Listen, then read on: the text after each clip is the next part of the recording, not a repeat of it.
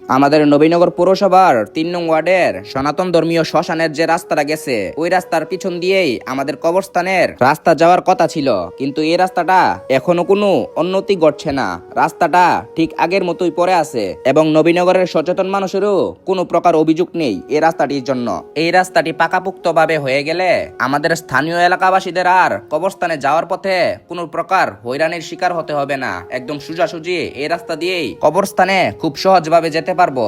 তার পাশাপাশি আমাদের স্থানীয় এলাকাবাসীদেরও একটাই দাবি, যেন আমাদের কবরস্থানে যাওয়ার এই রাস্তাটা খুব তাড়াতাড়ি সংস্কার হয়ে যায়। এই রাস্তাটি হয়ে গেলে আমাদের কবরে যাওয়া আসাটাও খুব লাঘব হয়ে যাবে, আর আমরা কবর জিয়ারত করার জন্য খুব সহজে কবরে যেতে পারবো এই রাস্তাটির মাধ্যমে। এরকম বালু হেসরিয়ে আমাদের কবরে যাওয়া লাগে, কবরের রাস্তাটা সংস্কার কোনোভাবেই হচ্ছে না। আর আরেকটা কথা না বললেই নই, কবরস্থানের রাস্তা সংস্কার আমাদের জন্য একটি গুরুত্বপূর্ণ মাইলফলক। কবরস্থানের রাস্তা মেরামত করা কেবল একটি অবকাঠামোগত উন্নয়ন নয়, এটি অনেক গভীর আবেগ ও সামাজিক মর্যাদার একটি বিষয়। যারা যারা পরপারে চলে গেছেন তাদের শেষ বিদায়ের পথটি মসৃণ ও সুন্দর হওয়া আমাদের পক্ষ থেকে তাদের প্রতি গভীর শ্রদ্ধা ও সম্মানের বহিঃ প্রকাশ ঘটাই। তো আমাদের সকলে মিলে ঐক্যবদ্ধ হয়ে আমাদের রাস্তাটা সংস্কারের দাবি জানানো দরকার। আমাদের কবরস্থানের এই রাস্তাটি সংস্কার হয়ে গেলে আমাদের এলাকাবাসীর অনেকটা উন্নয়ন ঘটবে, আর কবরস্থানে আসা যাওয়ার রাস্তাটার